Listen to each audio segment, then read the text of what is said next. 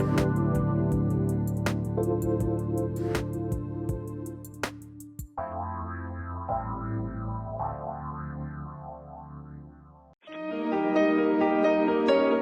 to the Dr. Pat Show. Talk radio to thrive by. Powerful, inspiring, and coming to you live, bringing you stories of people like you and me, busting through and living life full out. Get ready to dare to wonder what your life would be like if you knew you could not fail.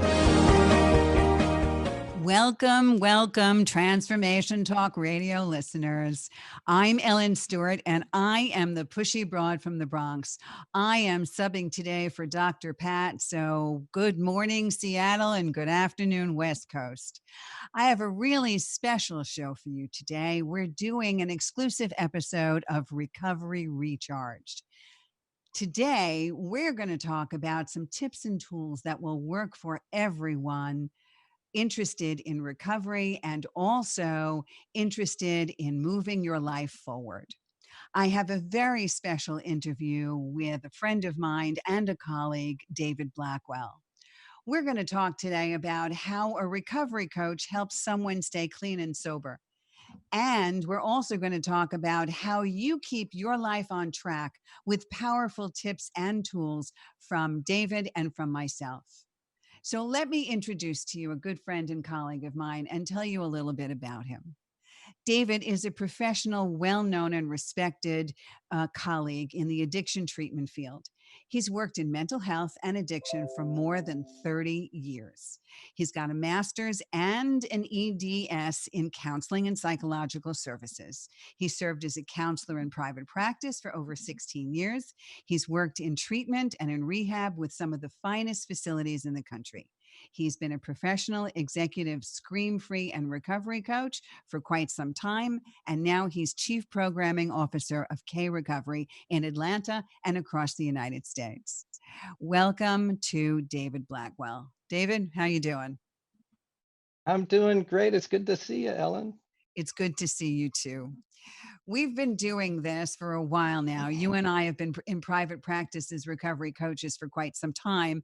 And I based my entire show, Recovery Recharged, on helping people learn how to stay clean and sober, and also showing people what recovery coaching is all about. But I thought that I would open up a little bit and have a conversation with you today so that we can give everybody out there some tips and tools that we use in recovery so that everybody can benefit with a little bit of self-development. So my first question today for you is, when somebody says to you, what is a recovery coach, David? What exactly do you do? What do you say? Well, first of all, I say a lot when someone asks that question, because it doesn't lend itself really well to an elevator speech. You know, it's rather complicated, isn't it? Yes. What a recovery coach does is actually gets kind of in the life of the person that's the client and helps them move forward through the recovery. Actually walks the path with them, and also, through that, tries to help them bring vibrance and vitality back to their life. One of the things that absolutely saddens me is that people get the idea that sober means somber. And I hate that. I hate that. So bringing vibrance and beauty back into a person's life is what really makes me enjoy what I do. I understand. Many clients also say to me, boy, if I stop drinking or I stop drugging, I will not know how to have a good time. All of my good times will be done. Right. And I'm sure everybody's Right. feeling that way because people go out to party, they go out to dinner, and everything is surrounded about I'm going to have this drink or I'm going to have something, some kind of mood enhancing or mood altering drug to make my life feel better or to have a great time. So what you're basically saying is just because you stop doing drugs or you stop drinking, it doesn't mean the fun goes out of your life, correct? Absolutely not. Absolutely not. It's fascinating to me, and I'm in the South, of course. So, uh, how do you enjoy sports without alcohol or drugs? It's something that every sports season is kind of tense when it's the first time you've gone through it sober. That's kind of hard for a lot of folks in the South. Um, Also, every family get together, every holiday. What do you do? How do you have fun? And then, of course, you and I have both worked with a lot of artists of one kind or another. How do you be creative without drugs or alcohol? And there's so much fear when you first get sober that the creativity is going to stop too. You know. And the most amazing thing and the best part of recovery is that the creativity first begins when you get clean and sober. The fun just starts beginning when you get clean and sober. And that's the miracle of being recovery. And that's what a recovery coach teaches you, that the true high is an organic high, so to speak, and feeling your brain working at its optimal capacity by being clean and sober. So there is the miracle. So there are many different ways to approach recovery coaching. As you said, we help a person form a plan of action, we direct the person to the right resources, and you also do something in that vein as well. So give us an example of what you do should somebody really need help. What is your process for getting them help beyond your coaching at the moment? Let's say they need residential treatment. Right. Well, in the very beginning, that's it. It's assessing the level of care required, uh, helping a person find the right place. You cannot trust the internet for this. It's the wild, wild west on the internet when it comes to recovery. Um, there are internet shills out there that build some places up, others that go in and tear other places down. The internet is absolutely not your friend. You need someone who actually goes out, kicks the tires, knows who these places are, and helps with the right placement. And then there's also this problem that a lot of people run into, and that they have help coming from one segment, help coming from another segment. Like maybe they've got a counselor that's telling them one thing, they've got an intensive outpatient program that's telling them another, they've got a sponsor telling them something else, and having someone that's in the center of that that can help you integrate all of that information is really important. It's Not really only important. You're right. Not only from the addict's point of view, but we get so many listeners here, and I get so many calls from parents and families. Every single parent and family member out there is now faced with the fact that during the pandemic, we have been isolating. Alcohol sales has been up 500%. Kids have been doing things and experimenting in different ways. Parents are being faced with things that they never thought they would see before. So we have parents and families who are desperate for help and do not know where to turn. One of Right. those places to turn, which will navigate the whole panorama of services, is to seek out a recovery coach, right? Like the Pushy Yes, Broad from the absolutely. Bronx, or like David Blackwell in Atlanta, which will navigate the kinds of treatment someone needs, the next step for that person seeking recovery. Tell us a little bit about how you do help families. Well, that's, one of the funniest things that I experience, I think, is the expression on a family member's face when 5 or 10 minutes into the conversation, I ask them what they're doing for themselves, you know. And I am as available to family members as I am to my clients. In fact, I kind of see the entire family as a client. It is a systemic problem, right? It's something that affects everybody in the family. I've had family members that have argued with me about that, and then I ask them, "Well, tell me, who do you think has been obsessing about making up a name Jack and his use more in the last 24 hours, you or Jack?" And then they go, "Oh." But when I ask them, what are you going to do for you? The expression I get, the expression on the person's face is just priceless. Like, "Oh, Yes. uh, me? Yes, you. Yes, you. What are you going to do for you?" And I will help them find therapy if they need therapy. I'll help them find groups. There are great support groups around the country. Of course, Al-Anon and CODA, but there are other groups as well.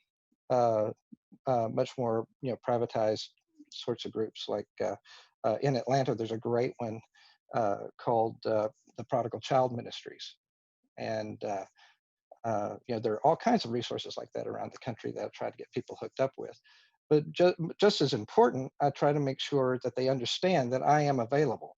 And if they have a problem with something that's going on, instead of rushing into the person's room, the family member they're concerned about, instead of rushing into that person's room and yelling and screaming at them or trying to police their recovery, call me, call me, you know, let's talk about it. And then if something needs to be confronted, let me do that. I want to take that off your hands for a while. Because as we all know, when you become the policeman for someone else's recovery, it doesn't help anybody. No, it doesn't. On top of which, family members are so exhausted by the time they seek Oh help. God. Right? They are Yeah. just, Yeah.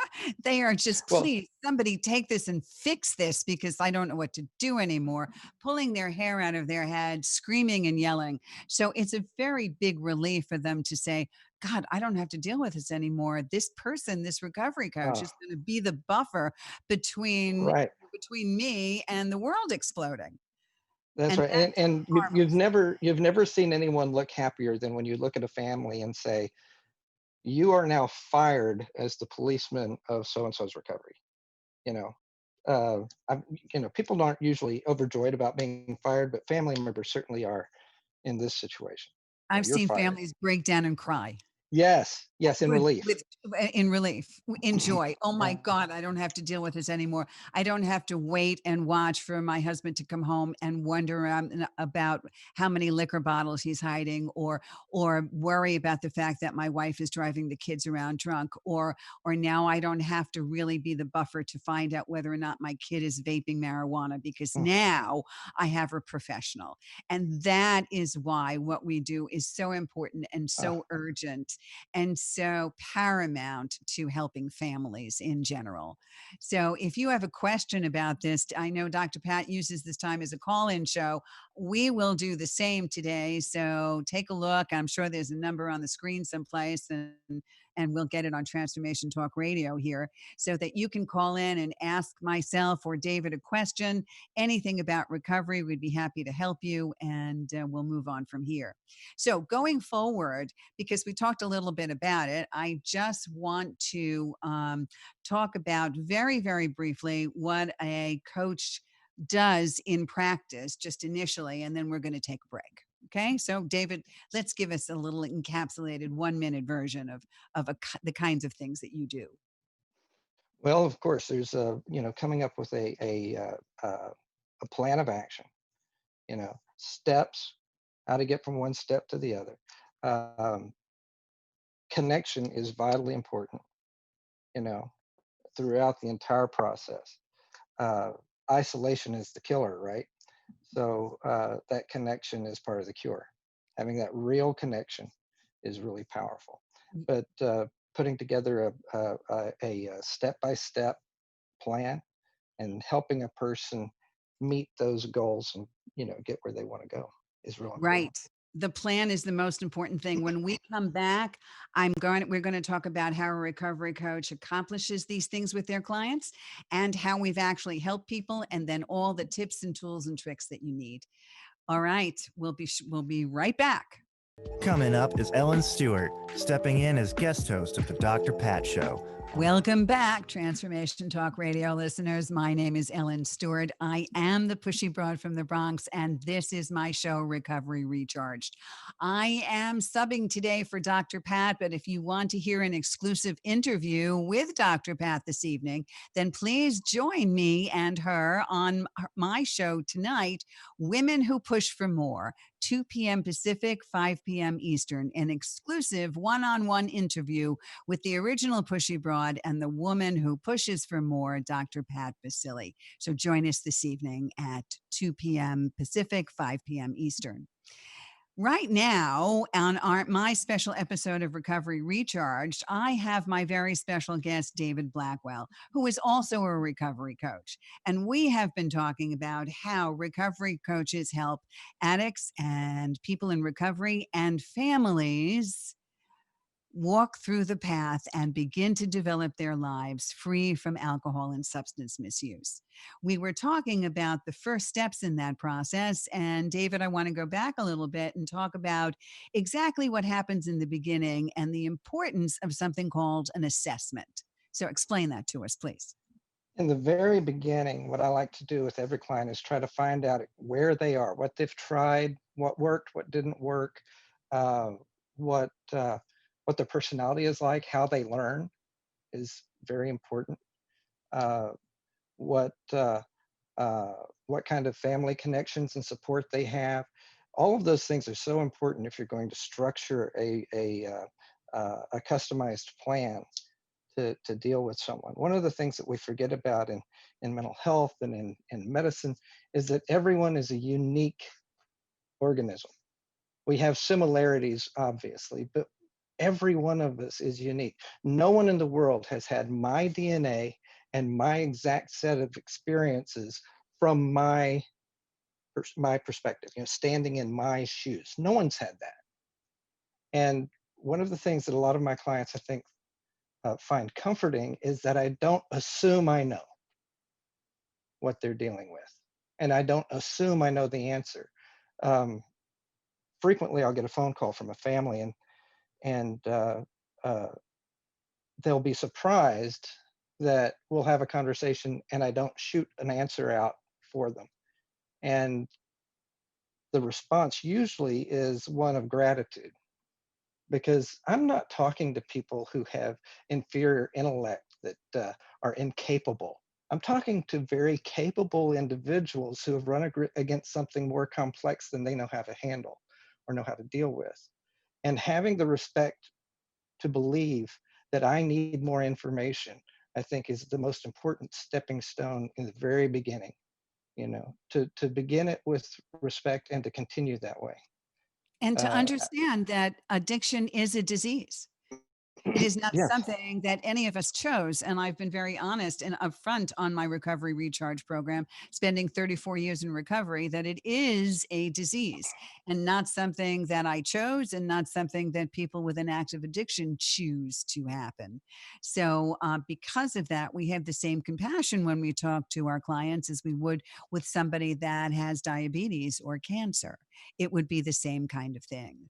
So, making an individual assessment and choosing to treat people on an individual basis is a really important way to go. I also want you to explain a little bit to everyone out here because I get this question all the time. So, I want your point of view. What is the difference in your mind between how a coach reacts to somebody as opposed to a therapist? So, talk a little bit about the difference.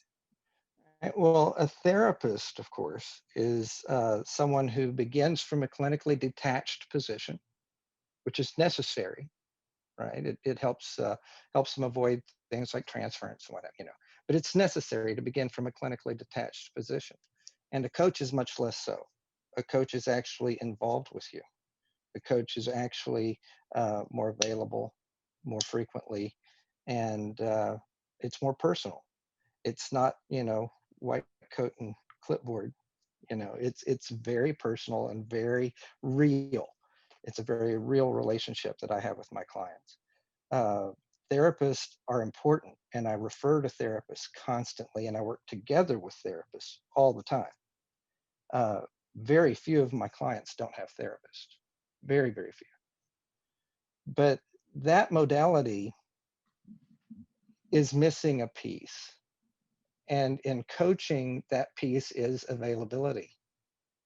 My clients are not well served by spending an hour with someone and waiting a week before they get another hour. You know what I mean? That's not when cravings happen. Exactly, During and that that's what hour. that's right, that's what people don't understand. As part of recovery coaching, we're available basically 24/7 so that, like like you said, crises or cravings don't happen Monday through Friday, 9 to 5. They happen at 2 o'clock in the morning, they happen Saturdays and Sundays.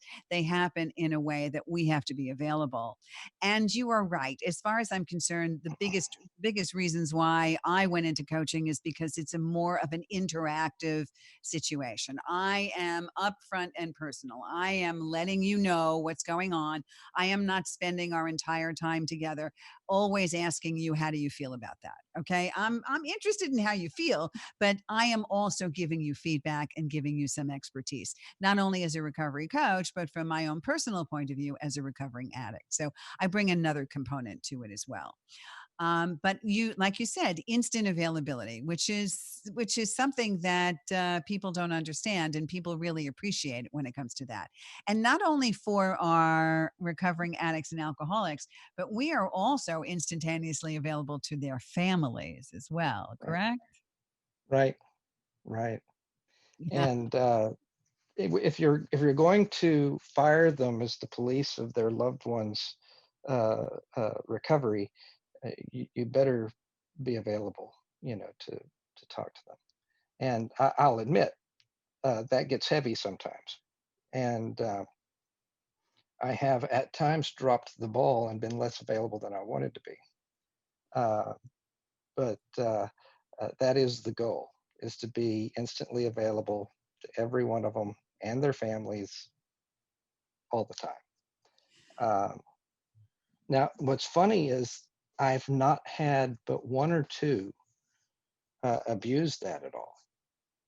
You know, Yes, I find that my I clients are very respectful. They are. yes, yes. Mhm. Now, I usually say in the beginning, there's no limit to how many times you can call me unless we run into a problem. If we want to run into a problem with that, we'll discuss it. But assume that I there's always no say, limit. right. I always say to my clients, if you want to stay miserable, don't call me. The choice is yours. That's good. That's And good. I'm gonna steal that also, one actually. that's fine. You want to stay miserable? Don't call me. It's up to you. And also, to all the Transformation Talk Radio listeners know that Pushy Broad from the Bronx has an 800 number, 800-889-1757. So I give you that same challenge. If you want to stay miserable, don't call me. And all of you know that I'm doing a free 30-minute COVID-19 session for stress and anxiety. So you can take advantage of that at pushybroadfromthebronx.com. So before we go into all the tools and tips and tricks, I just wanted to touch on something that is kind of the norm in our country, and something that recovery people know something about, but lay people do not know anything about. And that is the Alcoholics Anonymous and Narcotics Anonymous programs in the country. We are not going to give anything away. I am not advertising anything or sponsoring anything, but I just wanted to come at it from the point of, in this country, for treatment of alcohol and drugs, the most popular treatment program, the most popular modality in this program is something called 12-step recovery. So why don't we encapsulate this a little bit for the layperson out there without breaching any anonymity or breaking any traditions? David, give me some comments on this. Well, one of the things that we know, we've learned so much in the last 10 years about addiction, so much. And one of the things we know for certain is that, Oh, we lost you. Can't hear you. You muted a little bit. Okay, we'll wait for you to come back. There you go. Are you back? No. All right. Well, we'll see. We'll work on David. But one of the biggest things in 12-step recovery is that we have a treatment modality in this country that seems to work just by following along a set of guidelines and principles that have worked since the books were first written in 1939. And even though we know a lot more, the best thing about it is that some of the tried and true workings and steps are still very powerful today, and something that we could use not only in the rooms when we talk about active addiction or when we're trying to stay clean and sober, but certainly when we are using them in everyday life. So, Ellen, I am back. I had a there glitch. you I are. apologize. Okay, And that's it okay. was an unexplained glitch, and that is technology. One of the things that everyone needs to understand is to expect the expected, and that technology doesn't work 100% of the time is one of the expecteds. Look, I'm a big fan of 2001 Space Odyssey, and everybody that has ever seen 2001 Space Odyssey, Mm. and I am dating myself, will know that as far as I'm concerned, every time I go online, Hal takes over. This is highly irregular, And I can tell you the Dave. Yeah. producers, the And I'm producers Dave, of too. the show don't even know what we're talking about. That's how old I am. So, David, fill I don't know in. about that. I might have seen it a few times. Uh, So, David, continue. You started to say that we have come a long way and we've learned some things along the way. So let's well, one expand of the on that. most important things I think that we've learned is that being a part of a non-judgmental, non-subjugating community actually changes your brain chemistry, not just your chemistry, but your brain physiology. And that is an incredibly powerful thing in the 12-step rooms. Explain that a little It more. it is a non-judgmental, non-subjugating environment.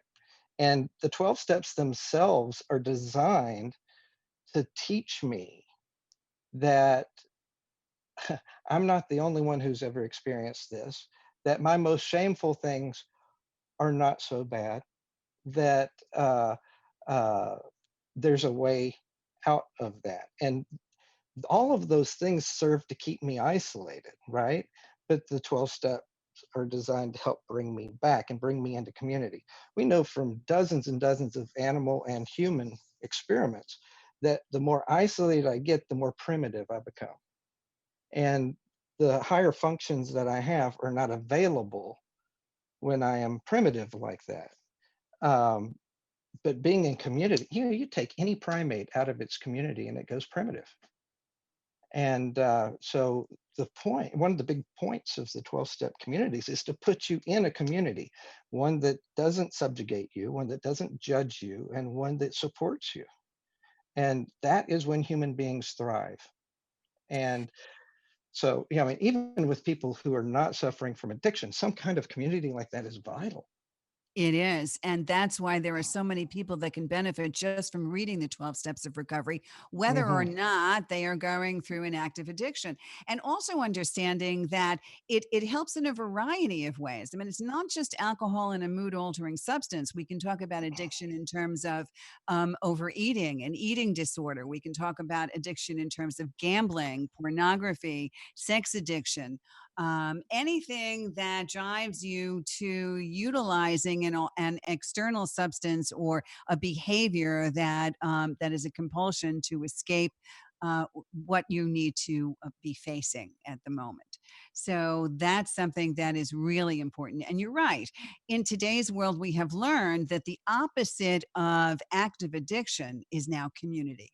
Not so much recovery, but recovery coupled with community. We must Right. be a part of something in order to realize that we're okay, right? Right. And in our society also today, we have an illusion of community. You know, the Explain that. online communities, social media, all of that serves to look like community, but it's not real because you don't see me. You see a username, and I operate through that with some sense of anonymity, which doesn't really exist, but we think it does. And it's not real. Uh, Well, I even hear you. even with Zoom meetings and things like that, I think they're valuable and much better than nothing. But something about being in a room with people, which I know with COVID-19 it's so hard, but being in a room with people and interacting and letting them see what's happening with me on my face, letting them uh, feel the angst that I'm carrying, and recognizing that the people around me are not aghast by what I'm saying, you know? That's true. And we've had a tough time simply because, like you said, during the pandemic, we cannot congregate in rooms for meetings and we have to do it this way.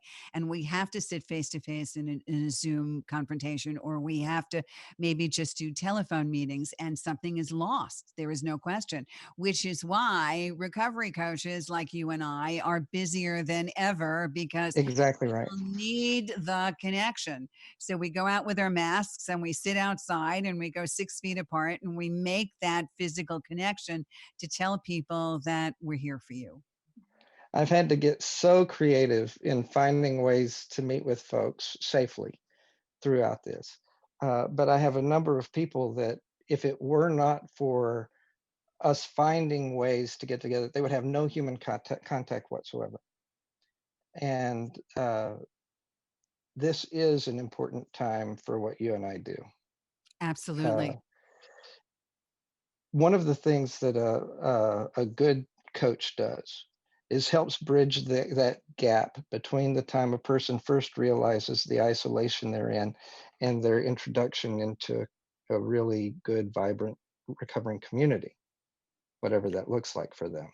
And And you can bridging see that that. gap is so, yes, and bridging that gap is so important. Being that person, that real person that they can call, that real person that they can come see, that real person they can go on a walk with or have a cup of coffee with.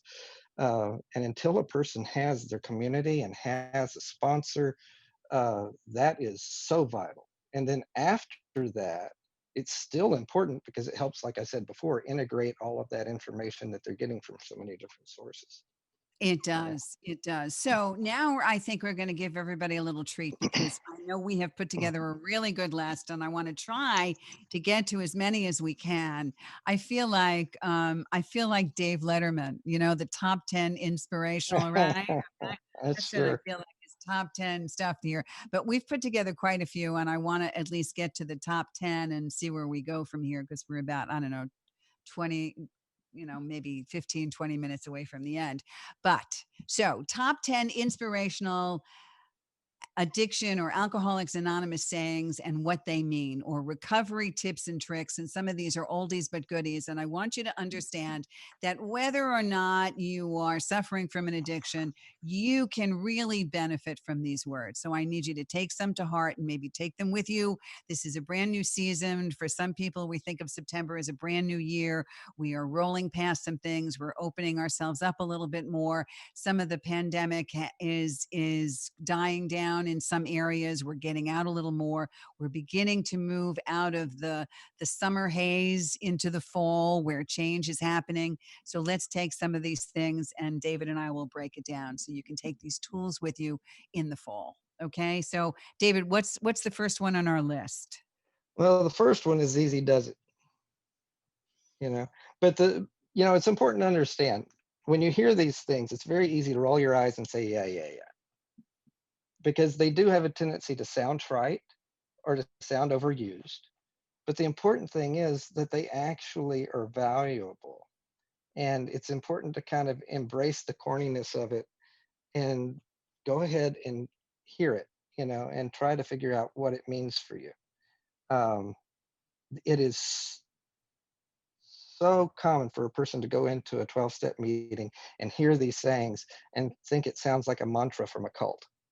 And that's not what's really going on. These are principles, which means there's something that usually pans out to be true that should be taken to heart and can have a real impact in your life. And easy does it is one of them. We have a tendency to overcomplicate everything, don't we? Oh my God, yes. Not only overcomplicating the rooms and everything else, but in our lives, in our everyday lives. Whether or not you're in recovery, we try to make a big thing out of everything and worry about and stress about every single move we make. And when I turn around to my clients and I say, slow it down, easy does it. That kind of puts a stop sign in front of them and they realize what's actually important because they're running like a freight train.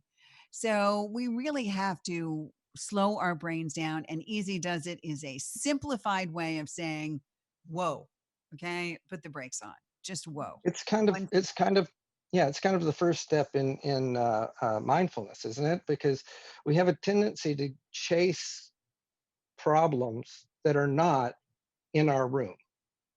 Right. Chase things. Right. You know, we have a tendency to chase all these things that are a problem there, Right. maybe, or were a problem in history or a problem in the future, but not right here, right now, where I am. You Exactly. know, And you're and right. yeah, and the information technology we have right now makes it kind of worse.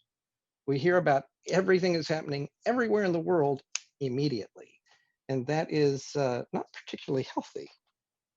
You know, so. It goes I've always said that this is an active addict's dream because an active addict wants what they want when they want it and they want it right now. And that's exactly what happens in IT. You get what you need right now. So we really do have to take heed, and easy does it. And the second one is just as powerful, and that is just as simple. Keep it simple. Like you said, stop overcomplicating your life. Stop reading into a million things. Stop trying to make problems where there are no problems. Stop trying to create anxieties and stress where there is no anxiety and no stress. Correct? Keep it simple. Would you say? Absolutely. Absolutely. Most of my problems are things that I have harbored, and I think it's funny when we talk about harboring resentment, talk about, harboring, whatever. I have a tendency at times to harbor anxiety. In other words, keep it somewhere safe where I can hold on to it and love Right. on it and pet it and use it when I want it. You know what I mean? If I can just relax and let that go and recognize the fact that feelings come and go, and that's normal, that they're not supposed to be permanent. Understanding the fact that feelings are not true, they're neither true nor false, they're just feelings, you Yes, know. that's my big one. Feelings aren't Oh, facts. that's Feelings right. aren't facts. They're just feelings.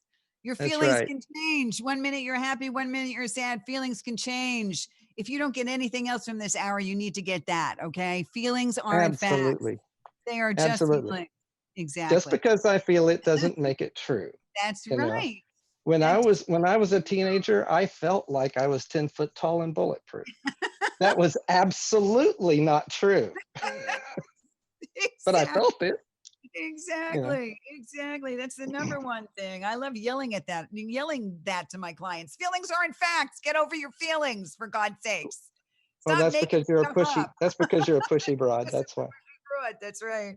That's right. I like the next one too. Okay. We are only as sick as our secrets. Let's talk about that. Oh my stars. Um, I have had so many situations where a person has this deep, dark secret that they've been hiding forever. And they will tell me till they're blue in the face that it has absolutely nothing to do with their recovery. Yeah. Let's deal with recovery, and I'm going to keep this hidden Right. over here. Right. And what's so fascinating to me is how quickly their recovery begins to advance when that secret comes out. Because what it does is when I hold that, in the back of my mind, there's always this thought that says, if you really knew me, if you really knew that thing I'm hiding here, you wouldn't accept me. And that keeps me so isolated. If I can pull this out and you go, yeah, I'm not isolated anymore. Right. You can love Exactly. me and accept me instead of the face I'm trying to show you, you Exactly. know? I think of it as really getting ourselves out of the mud. Okay, if Yeah, you're still in the mud up to the waist, and your torso is up out of the mud, and you're talking, and you're saying, I'm okay, I'm not drowning, I'm not drowning. Half your body's still in the mud, as far as I'm right. concerned. No matter what, you got to get all the way out of the mud to make sure that you're going to be okay. And that's what I think of when I think of you're only as sick as your secrets. Well, the And other of, side of that too, is that when there are family secrets, that perpetuates the disease, yes, it does. you know? Yes.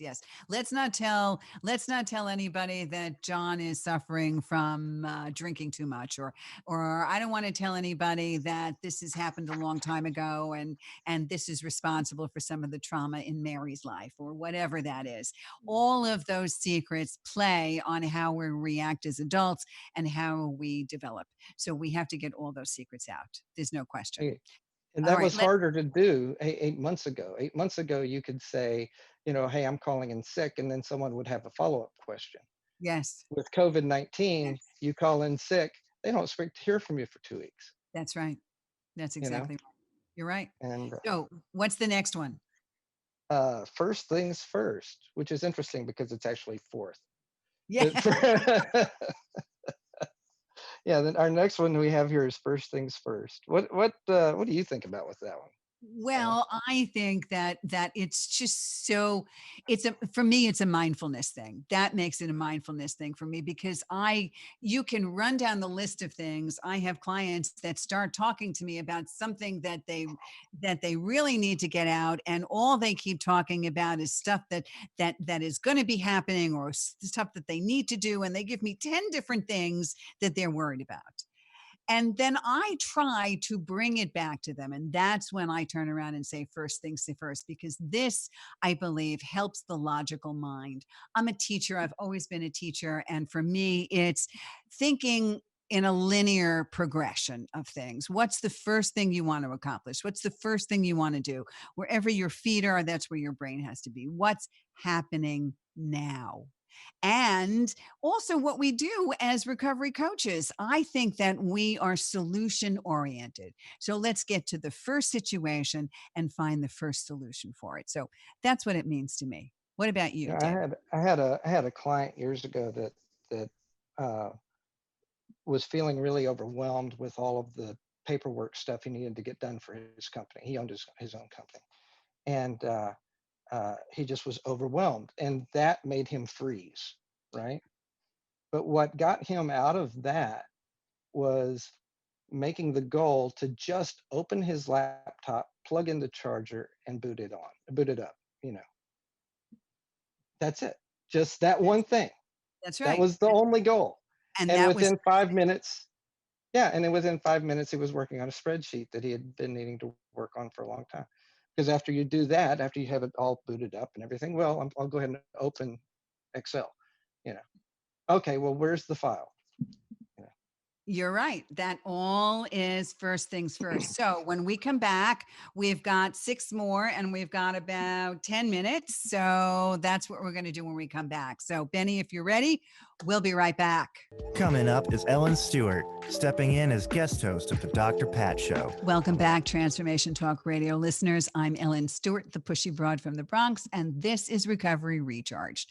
I'm here with my guest, David Blackwell, also a recovery coach, and we are giving you tips and tools in recovery that is good for everybody worried about alcohol or substance misuse, every family member that is helping that loved one, and everybody looking to self-improve in the beginning of the fall of 2020. Another one of the old adages that we use in recovery is something that we're all familiar with and we all can take heed on, and that is one day at a time. David, what do you think about that slogan? well, the idea of having to do anything for the rest of my life is pretty overwhelming, isn't it? But if all I have to worry about is today, or if that's too much just right now, I can do that. I can worry about right this second. Um, I have some congestion and I'm dying to cough, but can I put it off for a few minutes? Yes, I can do that. Yes, you can. Yes, I can do that. Yeah. But Yes. one day at a time, one day at a time. And if that becomes overwhelming, one moment at a time, you know, and Exactly. that's been a hallmark, hasn't it? It's been a central piece of recovery forever. And mostly because anything beyond that can be overwhelming to me. And I may not be entirely sure I want to be sober forever. I don't have to be certain of that right now anyway, just for today, you know. That's right. No matter what. And I have seen this with everybody that's been isolating in the pandemic and and everything that's been happening. They say, I don't want to be here forever. I don't want to do this forever. I don't want to be. Nobody's asking you to be here forever and do this forever. All we're asking is that you take this one day at a time, back it up one day at a time. Get through today. We'll worry about tomorrow. One of the most powerful recovery tools that everybody can take advantage of. And so is the next one. And that is let go, let God. So you want to touch on that briefly, David? I know this is a favorite of yours, but we don't have Well, too it much is. time. It is. And it's really hard to talk about this in a compressed way. But all of those things I hold on to, I think I'm holding on to them because it gives me a sense of control. If I'm really honest with myself, I've not really controlled anything. And if I can just learn to let go then I quit having to be the one that's making everything happen in my life. And that's important for the families too. They feel like if they aren't watching every second, or if they, you know, let their attention lapse, then everything's going to fall apart. Well, they need to let go too. You're And right. yeah, yeah. And My part of that experience has been that things work out well when I do that. And part of that is what you like and what your favorite saying is, and that is let the story play out. So let's talk about that briefly. We've only got about 4 minutes. So go ahead. That one has been my mantra for years. Let the story play out. Any story that you read or write is a horrible story if you put the end too early, right? And how many times have I thought I knew what was going to happen next? Or I thought I knew what someone's motivation was, or only to find out that I was completely wrong. You know, it happens all the time. That person didn't return my email because they don't love me and they don't think highly of me, and they're wanting to ignore me. And then I find out, no, they've been in the hospital for 6 weeks. And you know what I mean? You're You know what I mean? absolutely right. That goes with my favorite saying, don't write the screenplay, for God's sakes. I mean, are you writing a Right. screenplay where you know what everybody's going to say and what everybody's doing and what everybody's thinking just by a text message? For goodness, you don't know what everybody's feeling or everybody's thinking. So stop putting all of that extra energy and all of those words into your head. Okay. Stop doing that unless you're really writing a screenplay. So that's the I same. realized, yeah, I realized along those lines, I realized quite a long time ago that I was so certain of everyone's motivation around me that I knew why you were doing whatever it was, or why you said whatever it is you said to me. But if you were to really confront me and ask me about my own motivation, I might have to think about it for a while. Now, if I can't figure out my own motivation sometimes, how on earth am I going to figure out yours? I tell my clients all the time, you've got to quit fortune telling and you've got to quit mind reading. Those things are going to kill you. You're right. You're right. And that was 7 and 8 and 9. And 9 is feelings aren't facts, which we talked about before. They are not facts. Oh, And 10 would probably be an attitude of gratitude. And I think that's the most important thing, an attitude of gratitude, so that we are humble, so that we understand that there are other people around us. So let's wrap up a little bit. How do you feel about that? I've never seen anything impact a person more than actually learning to be grateful for what is going on right now. It helps with anxiety, it helps with depression, it helps with addiction, it helps whatever's going on with me. When I learn to be grateful, it makes such a huge difference. Perfect. Let's leave it right there. David, thank you so much for being with me on this episode of Recovery Recharge. This is Ellen Stewart, the Pushy Broad from the Bronx. Thank you and see you tonight.